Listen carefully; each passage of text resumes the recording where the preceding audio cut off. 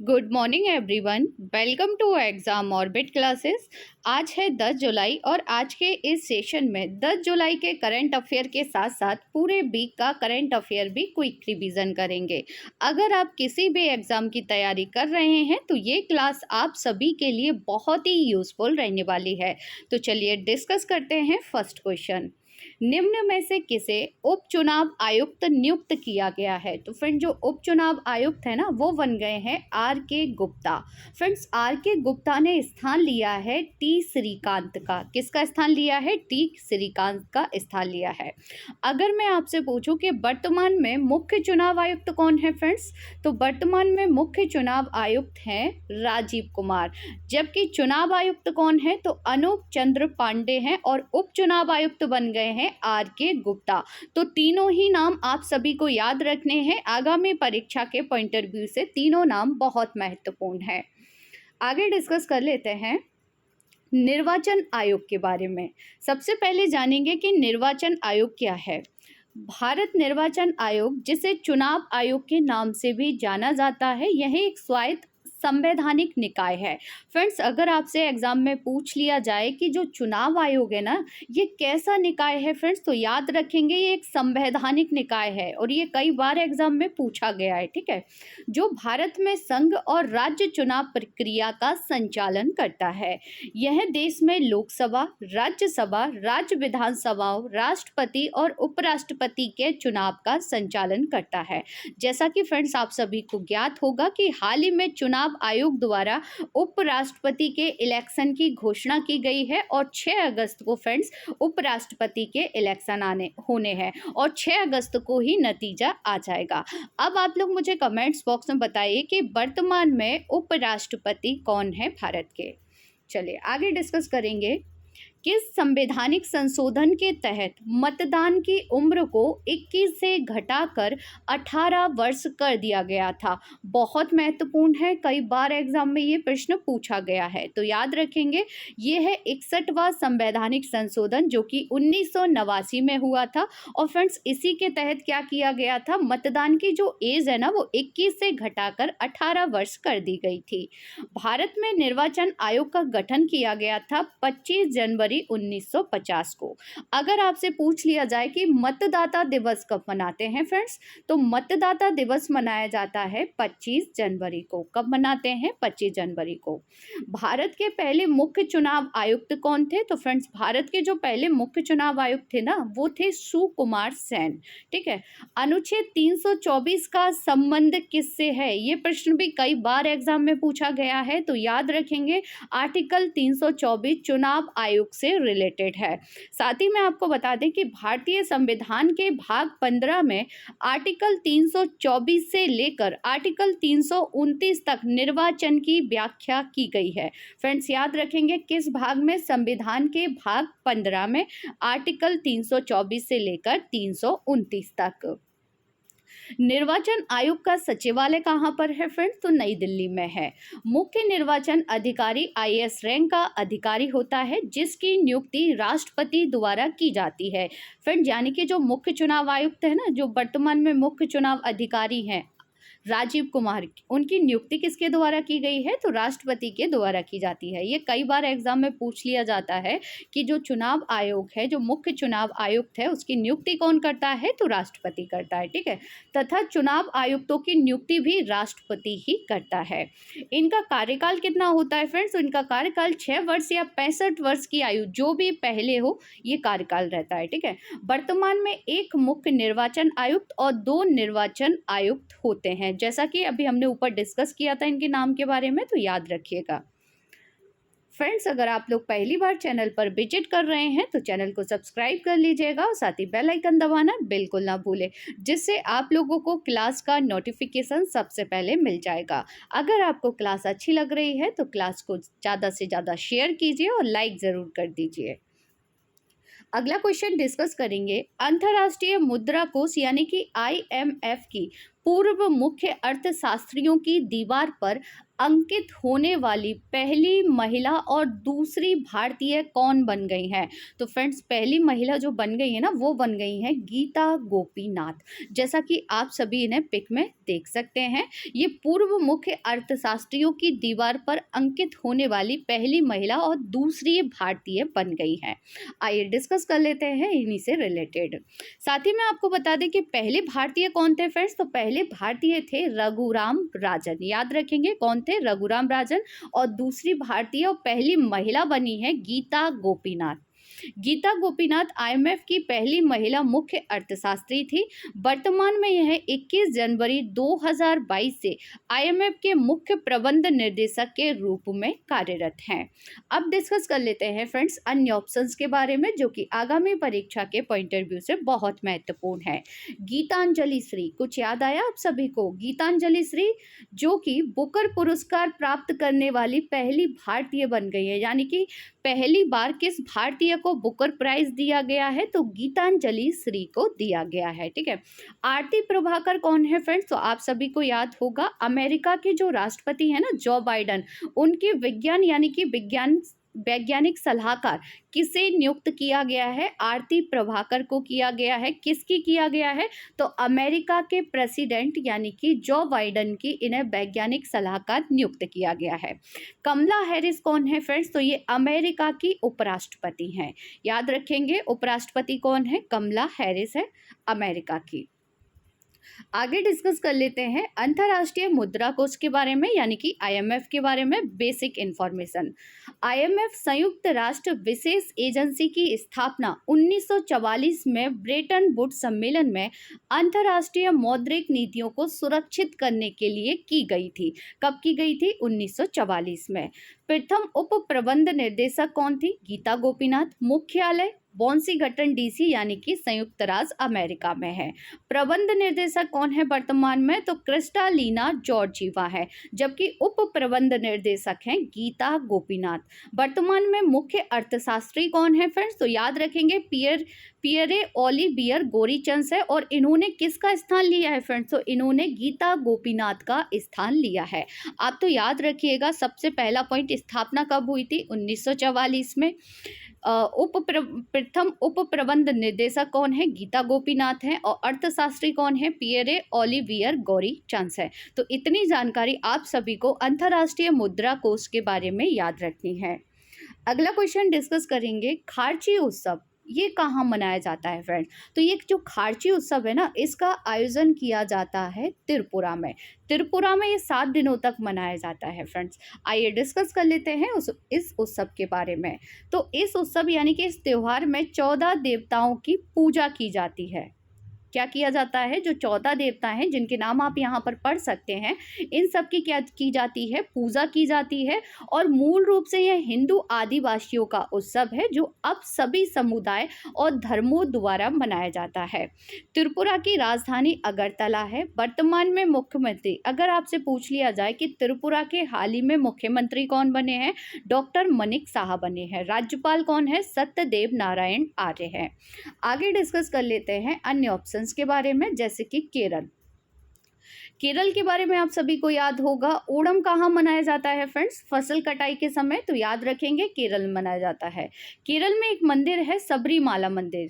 तो मकर बिलक्कू त्योहार कहाँ मनाया जाता है? सबरीमाला मंदिर के अंदर मनाया जाता है। बिहू कहाँ पर मनाते हैं फ्रेंड्स? तो बिहू मनाते हैं असम में। साथ ही में आप सभी को ज्ञात होगा कि हाल ही में अम्बुबाची का मेला कहाँ लगा था? अम्बुबाची का जो मेला लगा था वो लगा था असम में। और किस माता मंदिर में लगाया गया था? कामाख्या देवी मंदिर में। ठीक है। ट्यूलिप फेस्टिवल कहाँ मनाते हैं फ्रेंड्स? तो ट्यूलिप फेस्टिवल का आयोजन किया जाता है जम्मू कश्मीर में। आगे डिस्कस कर लेते हैं त्रिपुरा के बारे में। तो जैसा कि आप सभी मैप में त्रिपुरा की लोकेशन देख सकते हैं फ्रेंड्स, त्रिपुरा से रिलेटेड एक क्वेश्चन बार बार एग्जाम में पूछा जाता है कि ऐसा कौन सा भारतीय राज्य है जो तीनों ओर से बांग्लादेश से घिरा हुआ है? फ्रेंड देख पा रहे होंगे आप, यहाँ पर आपको देखने को मिलेगा बांग्लादेश। तो ऐसा कौन सा राज्य है जो तीनों ओर से बांग्लादेश से घिरा हुआ है? तो फ्रेंड्स याद रखेंगे, त्रिपुरा एकमात्र ऐसा राज्य है जो तीनों ओर से बांग्लादेश से घिरा हुआ है। चलिए आगे डिस्कस कर लेते हैं next question. Mrs universe divine 2022 का खिताब किसने जीत लिया है? तो फ्रेंड जो मिसेस यूनिवर्स डिवाइन है ना, जिन्हें आप सभी पिक में देख पा रहे होंगे, ये है पल्लवी सिंह। इन्होंने ये खिताब जीत लिया है। ठीक है, सिनी सेट्टी याद आया, इन्होंने हाल ही में कौन सा खिताब जीता है? कमेंट्स बॉक्स में बताएंगे। ठीक है, और कैरोलिना विलावस्का ये कौन है? तो ये मिस वर्ल्ड बनी है 2021 में। आगे डिस्कस कर लेते हैं। जो पल्लवी सिंह है ये कहाँ की रहने वाली है? तो ये उत्तर प्रदेश की रहने वाली है। और फ्रेंड जो इसका आयोजन किया गया था वो यूसू यानी कि दक्षिण कोरिया में किया गया था। अब आप लोगों को बताना है कि हाल ही में दक्षिण कोरिया के राष्ट्रपति कौन बने हैं। ठीक है, इसका आंसर आप सभी कमेंट्स बॉक्स में देंगे। मिस इंडिया वर्ल्ड 2022 किसने जीता है? सिनी सेट्टी। कहाँ की रहने वाली है ये? तो कर्नाटक की रहने वाली है और इन्होंने मिस इंडिया वर्ल्ड 2022 का खिताब जीत लिया है। मिस इंडिया वर्ल्ड वाइड 2022 ये किसने जीता था फ्रेंड्स? तो यूके की खुशी पटेल ने जीता था। मिस वर्ल्ड 2021 पोलैंड की कैरोलिना बिलावस्का ने जीता है। 70वीं मिस यूनिवर्स 2021 ये किसने जीती थी? तो हरनाज सिंधु ने इसे जीता था। अब फ्रेंड डिस्कस कर लेते हैं वीकली रिवीजन, यानी कि वीकली करंट अफेयर जो भी हमने पढ़ा था उसका क्विक रिवीजन करेंगे। और अगर आप किसी भी एग्जाम की तैयारी कर रहे हैं तो ये क्लास आप सभी के लिए बहुत ही महत्वपूर्ण रहने वाली है। तो बने रहिए क्लास के लास्ट तक। क्लास को एक बार शेयर जरूर कर दीजिए। चलिए डिस्कस करते हैं first question. Financial action task force यानी कि FATF के नए अध्यक्ष कौन बन गए हैं? तो फ्रेंड जो फाइनेंशियल एक्शन टास्क फोर्स है ना, इसके अध्यक्ष बन गए हैं टी राजा कुमार, जो कि सिंगापुर के रहने वाले हैं, भारतीय मूल के हैं। इन्होंने किसका स्थान लिया है? तो इन्होंने डॉक्टर मार्कस पिलियर का स्थान लिया है। टी राजा मोहन को आप सभी पिक में देख सकते हैं। अन्य दो ऑप्शंस के बारे में भी जान लेते हैं, जैसे कि रुचिरा कंबोज। रुचिरा कंबोज याद होगा आप सभी को कि यूएन में भारत का स्थायी प्रतिनिधि किसे नियुक्त किया गया है? तो रुचिरा कंबोज को किया गया है। हाल ही में भारत के नए विदेश सचिव कौन बने हैं? विनय मोहन क्वात्रा को बनाया गया है। तो तीनों ही नाम आपको याद रखने हैं, आगामी परीक्षा के पॉइंट ऑफ व्यू से महत्वपूर्ण है। आगे डिस्कस कर लेते हैं फाइनेंशियल एक्शन टास्क फोर्स के बारे में। फ्रेंड्स FATF का जो गठन किया गया था वो 1989 में G7 देशों की पेरिस में आयोजित बैठक में हुआ था। अब आप लोग जल्दी से बताइए कि हाल ही में G7 की बैठक कहाँ पर हुई है? FATF money laundering, terror funding जैसे मुद्दों पर दुनिया में विधायी और नियामक सुधार लाने के लिए आवश्यक राजनीतिक इच्छा शक्ति पैदा करने का काम करता है। साथ ही में याद रखेंगे कि यह व्यक्तिगत मामलों को नहीं देखता है। नेक्स्ट क्वेश्चन रिवीजन करेंगे। क्वेश्चन आप लोग पढ़ लिया करो, इसका आंसर तुरंत कमेंट्स बॉक्स में दिया करो, जिससे क्या होगा आप लोगों का साथ के साथ रिवीजन होता जाएगा, कितने आपके क्वेश्चन सही हो रहे हैं। ठीक है, नेक्स्ट क्वेश्चन है प्रधानमंत्री नरेंद्र मोदी डिजिटल इंडिया सप्ताह 2022 का उद्घाटन कहाँ किया गया है? तो फ्रेंड जो प्रधानमंत्री नरेंद्र मोदी जी है ना, इनके द्वारा डिजिटल इंडिया सप्ताह 2022 का जो आयोजन किया गया था वो गुजरात में किया गया था। कहाँ पर किया गया था फ्रेंड्स? गुजरात में किया गया था। नेक्स्ट साथ ही में इसकी एक डिजिटल इंडिया सप्ताह का विषय क्या रखा गया था फ्रेंड्स? तो नव भारत प्रौद्योगिकी प्रेरणा। अगला क्वेश्चन रिवीजन करेंगे। निम्न में से किसने हाल ही में हैबिटेट वर्ल्ड सिटीज रिपोर्ट 2022 शीर्षक से अपनी रिपोर्ट प्रकाशित की है? तो फ्रेंड जो हैबिटेट वर्ल्ड सिटीज रिपोर्ट है ना, ये जारी की गई है यूनाइटेड नेशन के द्वारा, यानी कि संयुक्त राष्ट्र ने इस रिपोर्ट को प्रकाशित किया है। इस रिपोर्ट में क्या बताया गया है? तो जिसमें इस बात पर प्रकाश डाला गया है कि भारत में तीव्र शहरीकरण को कोविड-19 महामारी के कारण अस्थायी रूप से विलंबित किया गया है। साथ ही आपको बता दें कि 2035 में भारत में शहरी आबादी 675 मिलियन तक पहुंचने का अनुमान है और यह चीन के बाद दूसरा सबसे बड़ा आंकड़ा होगा। नेक्स्ट क्वेश्चन रिवीजन करेंगे। हाल ही में किस बीमा कंपनी ने एक नया स्वास्थ्य बीमा उत्पाद यानी कि ग्लोबल हेल्थ केयर लॉन्च किया है? तो ग्लोबल हेल्थ केयर लॉन्च किया गया है बजाज एलियंस जनरल इंश्योरेंस के द्वारा। अगला क्वेश्चन है, उपराष्ट्रपति चुनाव के कार्यक्रम की घोषणा किसने की है? अभी मैंने आपको ऊपर बताया था, इसका आंसर कमेंट्स बॉक्स में दीजिए जल्दी से। तो जो उपराष्ट्रपति चुनाव के कार्यक्रम की घोषणा की गई है ना, वो निर्वाचन आयोग यानी कि इलेक्शन कमीशन के द्वारा की गई है और 6 अगस्त को इलेक्शन होना है और फ्रेंड 6 अगस्त को ही नतीजे आ जाएंगे। ठीक है, चलिए नेक्स्ट क्वेश्चन देखेंगे। चर्चा में रहा ऑपरेशन नार्कोस किससे संबंधित है? तो फ्रेंड जो ऑपरेशन नार्कोस है ना, इसे चलाया गया है रेलवे सुरक्षा बल के द्वारा। अब ये किससे रिलेटेड है फ्रेंड्स? तो ये नशीले पदार्थ तथा मना प्रभावी पदार्थ के खतरे पर विशेष रूप से ध्यान देने के लिए चलाया गया है। नेक्स्ट क्वेश्चन है, भारत और किस देश के बीच बैक चैनल वार्ता का नेतृत्व करने वाले पूर्व राजनयिक सतेंद्र लामा का 81 साल की उम्र में निधन हो गया? फ्रेंड्स आगामी परीक्षा में छपने वाला क्वेश्चन है, याद रखेंगे। तो ये कहाँ के थे? तो ये पाकिस्तान, यानी कि भारत और पाकिस्तान के बीच बैक चैनल वार्ता का नेतृत्व करने वाले थे और ये पूर्व राजनयिक थे सतेंद्र लामा। पूछा जा सकता है सतेंद्र लामा कौन थे? तो याद रखेंगे पूर्व राजनयिक थे, जिन्हें आप सभी पिक में देख सकते हैं। नेक्स्ट क्वेश्चन देखेंगे, किस भारतीय राज्य ने नारी को नमन नाम से एक नई योजना की शुरुआत की है? तो फ्रेंड जो नारी को नमन योजना की शुरुआत की गई है ना, ये की गई है हिमाचल प्रदेश सरकार के द्वारा। अब इसका उद्देश्य क्या है? फ्रेंड जो बस होती है ना, बसों में महिलाओं का किराया, यानी कि महिलाओं को किराया यानी कि टिकट पर 50% की छूट दी गई है इस योजना के तहत। वर्तमान में हिमाचल प्रदेश के जो मुख्यमंत्री हैं वो जयराम ठाकुर हैं। नेक्स्ट क्वेश्चन है, डीआरडीओ ने भारत के पहले बिना पायलट के उड़ने वाले लड़ाकू विमान का सफल परीक्षण कहाँ से किया है? तो याद रखेंगे फ्रेंड्स, ये पहला यानी कि भारत का ये पहला बिना पायलट वाला विमान है, जो कि डीआरडीओ द्वारा इसका परीक्षण किया गया है कर्नाटक के चित्रदुर्ग से। कहाँ से किया गया है फ्रेंड्स? कर्नाटक के चित्रदुर्ग से इसका परीक्षण किया गया है। नेक्स्ट क्वेश्चन है, निम्न में से किसने मिस इंडिया वर्ल्ड 2022 का खिताब अपने नाम कर लिया है? तो जैसा कि मैंने अभी ऊपर आपको बताया था, सिनी शेट्टी ने मिस इंडिया वर्ल्ड 2022 का खिताब अपने नाम कर लिया है। साथ ही मैं आपको बता दें कि इसी प्रतियोगिता में राजस्थान की रुबल शेखावत फर्स्ट रनअप रही, जबकि उत्तर प्रदेश की सिनीता चौहान सेकंड रनअप रही थी। इसका आयोजन किया गया था मुंबई के जियो वर्ल्ड कन्वेंशन सेंटर में। नेक्स्ट क्वेश्चन देखेंगे, निम्न में से किस देश के मैड्रिड में आयोजित नाटो मैड्रिड शिखर सम्मेलन 2022 का हाल ही में समापन हुआ है? तो फ्रेंड जो नाटो शिखर सम्मेलन 2022 है ना, ये आयोजित किया गया था स्पेन के मैड्रिड में। कहाँ पर किया गया था? स्पेन के मैड्रिड में किया गया था। अगला क्वेश्चन देखेंगे, G20 विदेश मंत्रियों की बैठक कहाँ पर हुई है? तो फ्रेंड जो G20 समूह है ना, इसकी जो बैठक हुई है ना, वो बाली इंडोनेशिया में हुई है। भारत की तरफ से इसमें किसने भाग लिया है? तो विदेश मंत्री एस जयशंकर ने लिया है। कहाँ पर हुई थी? बाली इंडोनेशिया में।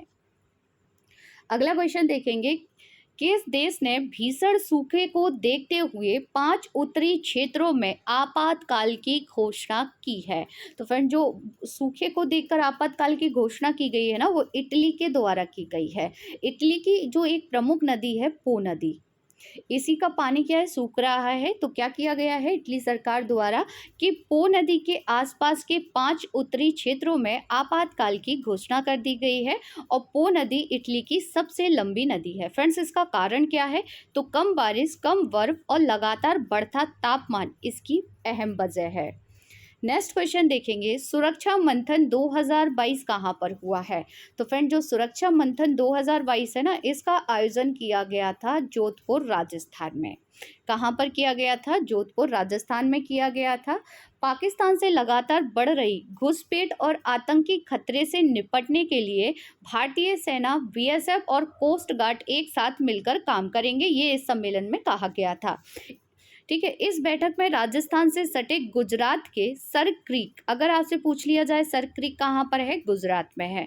और समुद्री इलाके में पाकिस्तान की बढ़ती घुसपैठ को रोकने पर विस्तार से इसमें चर्चा की गई थी। नेक्स्ट क्वेश्चन है, संसद ने हाल ही में कहाँ की संसद ने तनुजा नजरी को आयुर्वेद रत्न पुरस्कार से सम्मानित किया है? तो ब्रिटेन की संसद के द्वारा तनुजा नजरी को आयुर्वेद रत्न पुरस्कार से सम्मानित किया गया है। और फ्रेंड्स, आपको बता दें कि ये अखिल भारतीय आयुर्वेद संस्थान की निदेशक हैं। ठीक है, नेक्स्ट क्वेश्चन देखेंगे।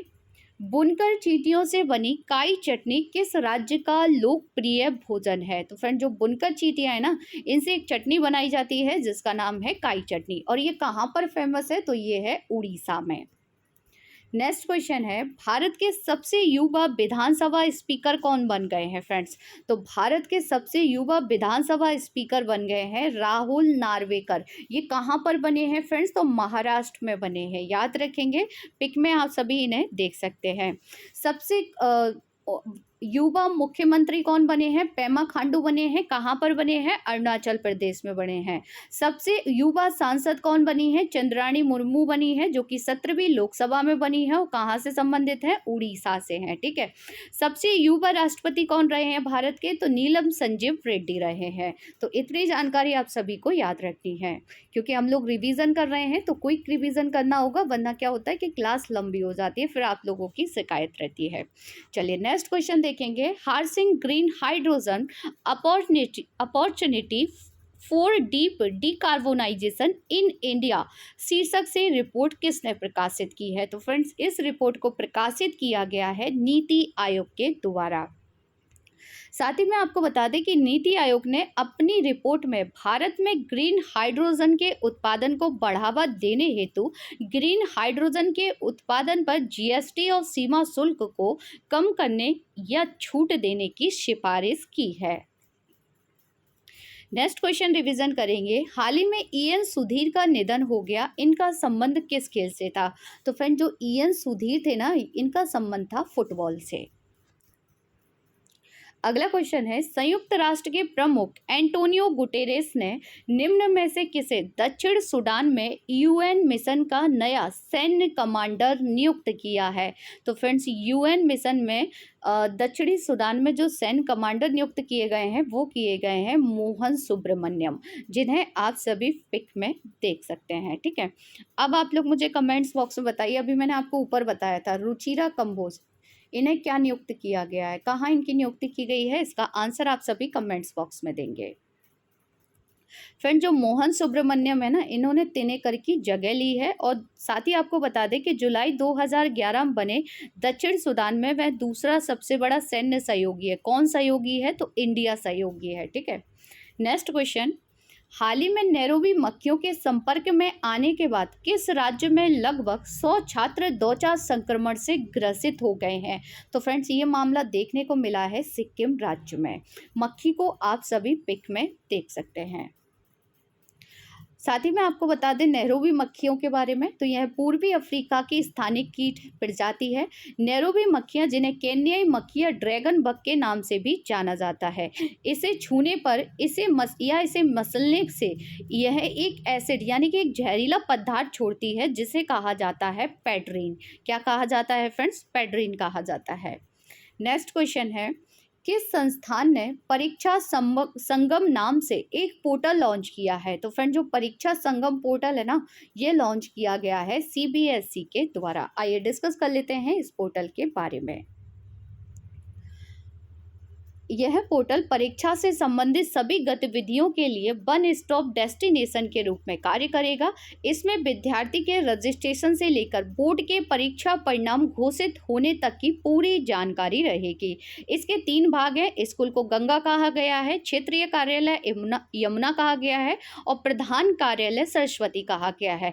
अब आपको समझ में आया कि इसका नाम संगम क्यों रखा गया है। संगम यानी कि गंगा, यमुना और सरस्वती नदी का संगम कहाँ पर होता है फ्रेंड्स? तो प्रयागराज में होता है। हो सकता है आगामी परीक्षा में जो उत्तर प्रदेश में आने वाले जो एग्जाम है ना, वहां पर आपसे ये क्वेश्चन पूछा जा सकता है। नेक्स्ट क्वेश्चन देखेंगे। उद्योग एवं आंतरिक व्यापार संवर्धन विभाग द्वारा जारी राज्यों की स्टार्टअप रैंकिंग 2021 में सर्वश्रेष्ठ प्रदर्शन करने वाले राज्य कौन से हैं? तो फ्रेंड्स, पहले स्थान सर्वश्रेष्ठ जो प्रदर्शन किया गया है ना, वो गुजरात, कर्नाटक, मेघालय, यानी कि इसका जो राइट आंसर है वो है ऑप्शन डी, यानी कि उपरोक्त सभी। नेक्स्ट क्वेश्चन है, किस बिजली कंपनी ने ईबी मित्र मोबाइल एप्लीकेशन लॉन्च किया है? तो ईबी मित्र मोबाइल एप्लीकेशन लॉन्च किया गया है बेस्कॉम के द्वारा। किसके द्वारा फ्रेंड्स? बेस्कॉम के द्वारा इसे लॉन्च किया गया है। और इस ऐप में इलेक्ट्रिक वाहनों को रिचार्ज करने के लिए प्रत्येक स्टेशन में शुल्क की जानकारी भी उल्लेख की गई है। फ्रेंड, जो ईवी चार्जिंग स्टेशन है ना, उनसे रिलेटेड जानकारी इसके अंदर दी गई है। ठीक है, चलिए नेक्स्ट क्वेश्चन देखेंगे। कोरोना वायरस के सभी मौजूदा वेरिएंट की जल्द और सटीक पहचान करने के लिए किस देश के वैज्ञानिकों ने कोवर्स्कैन नामक एक कोविड-19 टेस्ट को विकसित किया है? तो ये विकसित किया गया है अमेरिका के वैज्ञानिकों के द्वारा। फ्रेंड्स, इससे क्या होगा, इस टेस्ट से 1 घंटे के अंदर ही हमें जानकारी मिल जाएगी। नेक्स्ट क्वेश्चन है, निम्न में से किसके महासचिव मोहम्मद सानुसी बरकिंडो का निधन हो गया है? फ्रेंड्स, आगामी परीक्षा के पॉइंट ऑफ व्यू से ये क्वेश्चन बहुत महत्वपूर्ण है, याद रखिएगा। ये ओपेक के महासचिव थे जिनका हाल ही में निधन हो गया है। नाम याद रखेंगे, बरकिंडो। ठीक है, आगे डिस्कस कर लेते हैं। इन्हें कब बनाया गया था महासचिव? तो 2016 में इन्हें बनाया गया था और इनका जो कार्यकाल है ना, वो जुलाई में समाप्त होने वाला था। साथ ही मैं आपको बता दें कि ओपेक के नए महासचिव की भी घोषणा कर दी गई थी, जिनका नाम है कुवैत के हैतम अलगिस, जिन्हें आप सभी पिक में देख सकते हैं। और इनका जो कार्यकाल प्रारंभ होना था वो 1 अगस्त 2022 से होना है। ठीक है, तो दोनों ही नाम याद रखेंगे। महासचिव कौन होंगे नए? कुवैत के हैतम अलगिस होंगे। ठीक है, नेक्स्ट क्वेश्चन देखेंगे। अमेरिकी राष्ट्रपति जो बाइडेन ने किस देश के प्रमुख गैर नाटो सहयोगी का दर्जा रद्द करने की घोषणा की है? तो ये घोषणा की गई है अमेरिका के राष्ट्रपति जो बाइडेन द्वारा। अफगानिस्तान को जो गैर नाटो सहयोगी का दर्जा दिया गया था ना 2012 में, इसे रद्द करने की घोषणा कर दी गई है जो बाइडेन के द्वारा। नेक्स्ट क्वेश्चन देखेंगे, हाल ही में कितने सदस्यों को राज्यसभा के लिए मनोनीत किया गया है? तो फ्रेंड, 4 सदस्यों को किया गया है। चारों के नाम और क्षेत्र आपको याद रखने हैं, आपसे एग्जाम में पूछा जा सकता है। 4 सदस्य कौन हैं? जिनमें एक एथलीट यानी कि पीटी उषा शामिल है, जो कि केरल की हैं। महान संगीतकार इलैया राजा, जो कि केरल के हैं। कर्नाटक में समाज सेवी एवं धर्म स्थल मंदिर के प्रशासक बीरेंद्र हेगड़े और प्रसिद्ध पटकथा लेखक एवं फिल्म निर्देशक विजेंद्र प्रसाद, जो कि आंध्र प्रदेश के रहने वाले हैं। इन चारों को राज्यसभा में मनोनीत किया गया। मनोनीत कौन करता है फ्रेंड्स? तो आप सभी को याद होगा, राष्ट्रपति द्वारा किया जाता है। पाइलू एक्सप्रेस के नाम से कौन जाना जाता है? तो पीटी उषा। उड़न परी के नाम से भी पीटी उषा को जाना जा सकता है। यानी कि फ्रेंड्स, आगामी परीक्षा में पीटी उषा से क्वेश्चन बन सकता है, क्योंकि ये न्यूज में बनी हुई है। पिक में आप सभी चारों सदस्यों को देख सकते हैं। नेक्स्ट क्वेश्चन रिवीजन करेंगे। देश के पहले पशु स्वास्थ्य शिखर सम्मेलन 2022 का आयोजन कहाँ किया गया है? तो फ्रेंड्स, सबसे पहला पॉइंट याद रखेंगे, ये देश का पहला पशु स्वास्थ्य शिखर सम्मेलन है और इसका आयोजन हुआ है नई दिल्ली में। कहाँ पर हुआ है फ्रेंड्स? नई दिल्ली में इसका आयोजन किया गया है। उद्घाटन किसने किया था? तो उद्घाटन किया गया था केंद्रीय मत्स्य पालन पशुपालन डेयरी मंत्री यानी कि पुरुषोत्तम रूपाला ने इसका उद्घाटन किया था। नेक्स्ट क्वेश्चन है, सैन फार्मिंग फेस्टिवल ये कहाँ मनाया जाता है फ्रेंड? तो जो सैन फार्मिंग फेस्टिवल है ना, ये मनाया जाता है स्पेन में। इस फेस्टिवल में क्या होता है कि आप पिक में देख पा रहे होंगे कि लोगों के पीछे सांडों को दौड़ाया जाता है इस फेस्टिवल में, जो कि कहाँ पर मनाया जाता है? स्पेन में मनाया जाता है। नेक्स्ट क्वेश्चन देखेंगे, निम्न में से किसके पूर्व मुख्य कार्यकारी अधिकारी अमिताभ कांत को G20 के नए शेरपा नियुक्त किया गया है? तो फ्रेंड, जो अमिताभ कांत है ना, ये नीति आयोग के CEO रह चुके हैं। अच्छा, अब वर्तमान में CEO कौन बन गए हैं? तो याद होगा आप सभी को, परमेश्वरन अय्यर बन गए हैं। ठीक है, अब आप लोग बताइए कि नीति आयोग के वर्तमान में उपाध्यक्ष कौन है? इन्होंने किसका स्थान लिया है फ्रेंड्स? तो इन्होंने मंत्री पीयूष गोयल का स्थान लिया है। G20 की जो बैठक हुई है कहाँ हुई है? इंडोनेशिया में हुई है। और 2023 में कहाँ होने वाली है? जम्मू कश्मीर भारत में होने वाली है। ठीक है, नेक्स्ट क्वेश्चन, भारतीय विश्वविद्यालय संघ के नए अध्यक्ष कौन बन गए हैं? तो भारतीय विश्वविद्यालय संघ के नए अध्यक्ष बन गए हैं सुरेंद्र दास। इन्होंने किसका स्थान लिया है? तो इन्होंने जी थुरुम सागम का स्थान लिया है।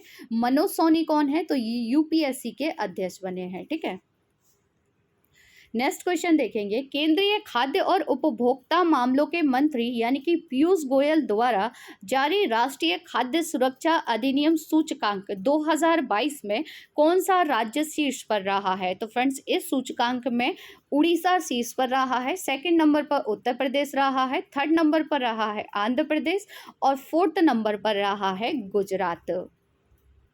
अगला क्वेश्चन है, हाल ही में किसे यूनाइटेड किंगडम में NRI वर्ल्ड समिट 2022 में शिरोमणि पुरस्कार से सम्मानित किया गया है? तो फ्रेंड, 4 लोगों को सम्मानित किया गया है, मिशेल पूनावाला, साधु ब्रह्म बिहारी, भगवान रामी रंजन, रीता हिंदुजा छावड़िया, यानी कि चारों को सम्मानित किया गया है शिरोमणि पुरस्कार से। फ्रेंड, जो शिरोमणि पुरस्कार है ना, इसकी जो स्थापना की गई थी वो 1977 में की गई थी। नेक्स्ट क्वेश्चन है, खबरों में रहा डेरेचो क्या है? तो फ्रेंड्स, ये एक तूफान है जो कि हाल ही में कहाँ पर आया है? अमेरिका में आया है। और इसमें क्या हुआ है, जो आसमान है उसका कलर कैसा हो गया है? हरा। अगर आपको इस तूफान के बारे में डिटेल से जानना है तो कल की क्लास जरूर देख लीजिएगा। कुछ इस प्रकार का आसमान देखने को मिला है इस तूफान में, ठीक है। नेक्स्ट क्वेश्चन देखेंगे, चर्चा में रही मानगढ़ पहाड़ियाँ किस राज्य में स्थित हैं? तो फ्रेंड, जो मानगढ़ पहाड़ियाँ हैं जो राजस्थान राज्य में स्थित है, आप देख सकते हैं पिक में, ठीक है।